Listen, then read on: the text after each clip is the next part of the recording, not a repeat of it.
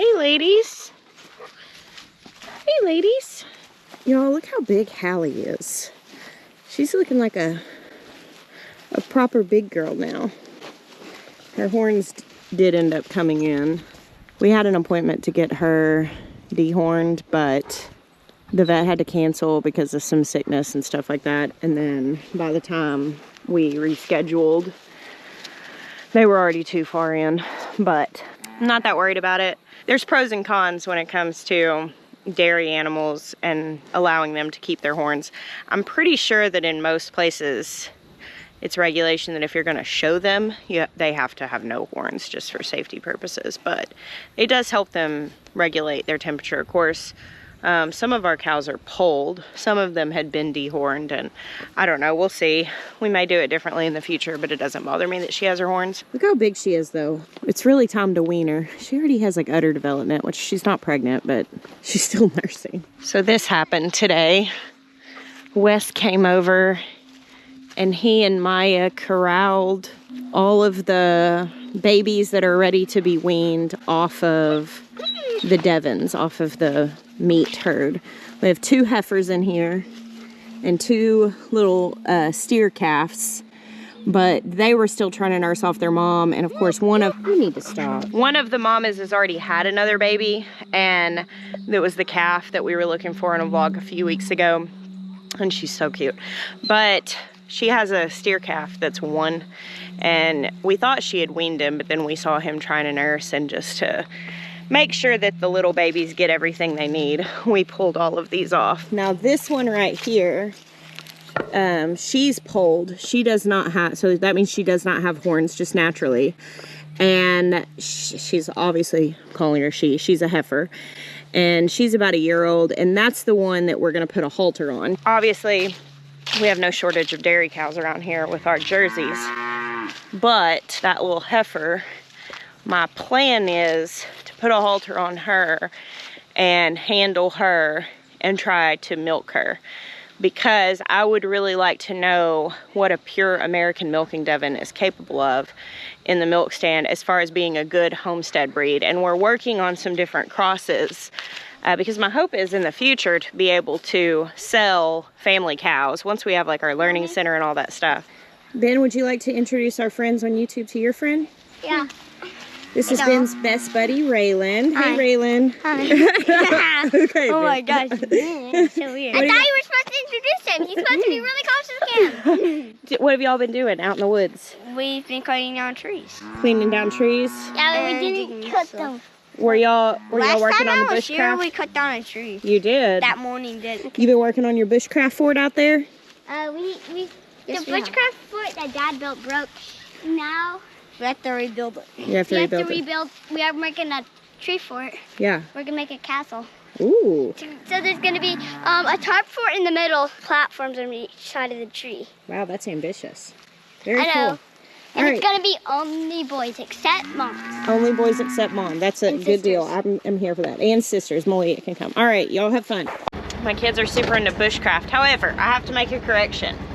So I posted a vlog the other day and I saw like a setup with some tin and different things, and it looked kind of like what the kids do. They go find different things and make their little forts. And I thought Maya might have helped them make this.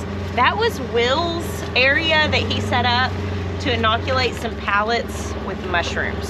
So that was Will's fort, not my kids' fort. I found my kids' fort later. They had a little fire pit and all that stuff. So, correction, Will's fort. He messaged me a screenshot of it that night and said, this is where I did the mushrooms. And I was like, oh my gosh, that's hilarious. So you guys have asked me about this update. We have started shooting the how-to video so many times. It started raining on us last night. As you can see, the bed's not built. We haven't built it without you. We're gonna show you how to do it. We just need some weather cooperation. And you might say, well, right now looks lovely. But Jeremiah's actually working on something else. And we're getting ready to go to Jackson's homecoming football game here in just a little bit. So it's not gonna happen tonight, but we're hoping for tomorrow morning. I just came out to shoot a quick vlog for you guys. Just as an update, I knew I had a little time. Look at my onions. They look so good. And over here, I've got garlic coming up. Ugh, this garden's gonna be so lovely.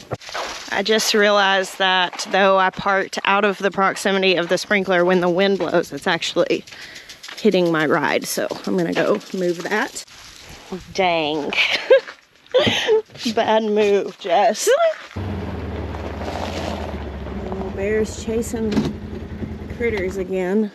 All right, so here is kind of an interesting thing. These piles are where our raised beds are gonna be on this side.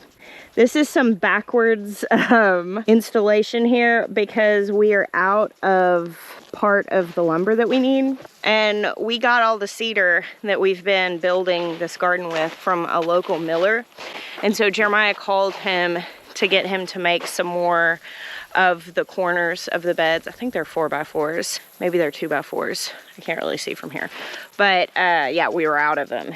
And so he's been putting together the sides, and basically today they worked on prepping this area, and he's just gonna put the beds together on top of this. Just scraped up like the mulch that we had used previously in this area. We had some topsoil and just got it ready on top of cardboard, and we'll put the beds together and then fill the rest of them. This is where we're gonna have the really long beds that we can do tomato rows in the future. And I'm just loving how this is coming together. Look at this rose. Oh, can't remember what this one's called. Rock and roll, maybe? Yeah, it's rock and roll. I just looked at the tag. My friend Jack sent me this one. It smells amazing, and it's super fun looking. Put it right here outside the greenhouse. So next week, officially 3 weeks before our average first frost date here in the Midlands of South Carolina, we have a low forecasted temperature that is dangerously close to freezing. Definitely close enough to be frosty, even though it's not a solid freeze. So, you know, hopefully it won't actually wipe the garden out, but it might cause a little bit of damage. And obviously we have way too much space to like feasibly try to come out here and cover any. Oh man, I walked right past the front garden. I didn't update you guys on this. My green stalks are all up here, you see, disassembled. There's another one over there. There's our other two. I'll take you up there and show you what I'm planning to do. But we actually decided to move the garden that's in front of the house. With the development of all of these gardens, I didn't really feel like I needed it. I had another idea that I wanted to use that space for. We actually moved these Vigo beds that were in that garden. I'm gonna reconfigure these to make them long and skinny like this. It's the same kit, but you set it up differently. And I'm actually planning on running these long skinny beds, 2 rows, in between these greenhouses. And I'm trying to decide what I want to do with that. The drainage will be fine going around them because the way we have these retaining walls built, the water will still run down. And I'm thinking, because this area does still get a little bit of shade because the greenhouses, I mean, it's still full sun, but it's not absolutely baking. I'm trying to think of how best to use these. I considered a couple of things, and I'd love for you to weigh in. One, I considered doing cut flowers. Oh, look, here's Will. You ready? You want to tell us about this, Will? Yeah, so this is our attempt to remediate the soil. We have charged biochar in here. Nice. I just finished I did a whole video on it. Cool. But yeah, we just put it in here like 2 or 3 inches deep, and we're just gonna. You did a video from start to finish on like making it and everything too, didn't you? Yeah. Charging it, everything, making it. But the idea for the uncharged biochar is we put it in that pond to try to soak up some of the nutrients. Yeah. The ducks poop a lot around that pond, and it's a little bit over nutrified. Yeah. So we're trying to see if the uncharged biochar will soak up the nutrients in the pond, and that's like another way of passively charging the biochar. What should we plant in here for the winter? I don't know. Yeah, it's a high tunnel. Yeah, we can grow whatever we want. Well, I mean, that can stand freezing. Do you know it's supposed to freeze? Well, it may frost next week. I saw the 34. It's the lamest. Taylor got excited about that. She loves the cold. She likes the wood stove. I like the gardens. I don't know. I've been okay, but when I saw that it might come a few weeks early, I was like, no. Yeah, our cowpeas. Yeah, I want our just cowpeas. Now turning green. We could potentially throw. I have those long frost fabrics somewhere. I have some. What do you want to do with them? Oh, We could on throw top them of over the cow peas, we yeah. can do that. We can't cover most of the garden, but we could cover those. All right, so back to what I was talking about before. I got distracted. Bear ran off, the UPS guy came by. It was just lots of squirrels to chase. I was thinking about cut flowers here. I was also thinking about putting berry bushes in these raised beds and doing some sort of trellising to run berry bushes. Now I'm planning on doing more berry bushes down on the other end, but I thought that might be nice. It'd be something pretty low maintenance. I mean, we'd have to probably prune them back in the winter to keep them from getting too unruly, but you know, it might be nice to have those right here. When you're growing berries and they're in like a really, really sunny place, they're sweeter if they have a little shade, if they have a little bit of protection. So I was kind of thinking in between these two high tunnels, it's still full sun, still plenty for them to grow, but maybe we would get like juicier berries if they had some protection. So that's probably what I'm leaning towards more than anything else, because I have a bunch of berry bushes in pots that I got from Stark Brothers. Most of these were like really small. Some of them were like bare roots, and we potted them all and they're all doing fine, but putting them in there would be nice. Get them out of these pots before it gets cold. So my hope in moving the green stalks up here was to put them just in, we have these like flagstone areas in front of the high tunnels. I may put them in the high tunnels for the winter. I'm not sure yet, but let's go see and I'll tell you what I'm planning on doing down in front of the house. I know I can't zoom in with this camera, but it sure is starting to look pretty. Not really starting. I think it's been pretty for a long time, but the raised bed garden, you know, it just moves me. All right, so here was where my kitchen garden was. And as you can see, it is no longer with us because I decided to change plans. So last year I went out of town around September. And when I came back, Maya recently told you guys how he likes to like surprise me with projects while I'm out of town. And he had surprised me with this pergola over this kitchen garden to hang twinkle lights and make it super pretty. And I really loved that. However, whenever we built the big garden, this garden kind of became neglected. And it was one of those things that, it was just another space to remember and think of, and it was a lot easier to care for everything all consolidated up there. So this sort of fell to the wayside, and I had considered putting in some different like ornamental things, but the way it was arranged didn't make sense for that. Well, I was sitting out here the other day on the front steps, which is where I do some of my best thinking, I think. And I was thinking about, we like to have friends over for dinner, and we already have a lot of people sitting at the table on an average night with having, you know, the 5 boys. When Malia's here, it's 6 kids at the table, and then Jeremiah and I, and then when you add in, you know, his siblings who live here near us, it's not completely unusual for us to end up with 20-something people over for dinner, and we don't have anywhere to sit 20-something people. Oh, hey, baby. What's up? What are you doing? Oh, just talking about our change of plans here. I was like, what are you talking about? Oh, now I remember. The fact that there's no garden here now. Yep. So what I was thinking when I was sitting out here was that if we put something down here, you know, gravel or flagstone or something like that to just level it out, smooth it out, and put some tables in here, that this would be a really neat space to be able to have dinner outside when we have multiple people over. And it is so nice and mild where we live that we have a lot of time during the year that we could comfortably eat outside in the evening.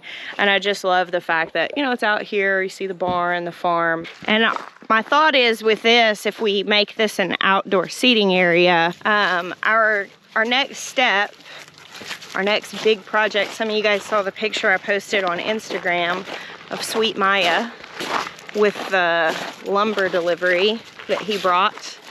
I guess it wasn't delivery. He went and picked it up. I would have taken delivery. He went and picked it up from the mill. The next big project is right here. It's going to be Jeremiah's workshop. You want to go over there and show him? This is something we've been delayed on it a few times. I think it worked out you know, for good, because we got the farm built, and also he's now going to be working on this as it's cooled off a lot. But he is timber framing the shop, building it himself. He is purchasing all of this from the local mill. Is it the same mill we got our garden bed? It's not. I didn't think so. No, this one's a little bit closer. It actually was cheaper per board foot. Nice. So yeah, this is pretty wild. He brought these home yesterday. They're heavy. They're heavy. I got them unloaded with the tractor. So this project is like slated. We have to pour the foundation first. We've still been waiting on some different things with like the engineering and the plans. He's hit quite a few delays, but it's gonna work out for good. What are you gonna do? I mean, what are you gonna do? Yeah. Exactly. I do think it is nice that you're gonna be working on it when it's cooler outside.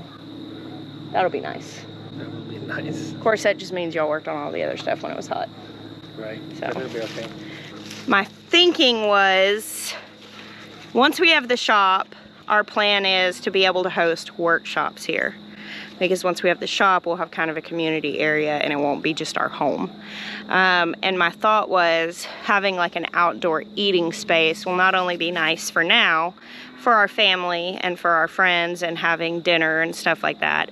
In the future, whenever we're doing more community stuff here, it'll be nice to have an outdoor eating space. And eventually, you know, once the full vision of our farm is reached, our house will be up there and this will be more guest space and it'll all come together. Say something good, Sowards. Something good, Sowards. I just wanted to give you guys a short little update.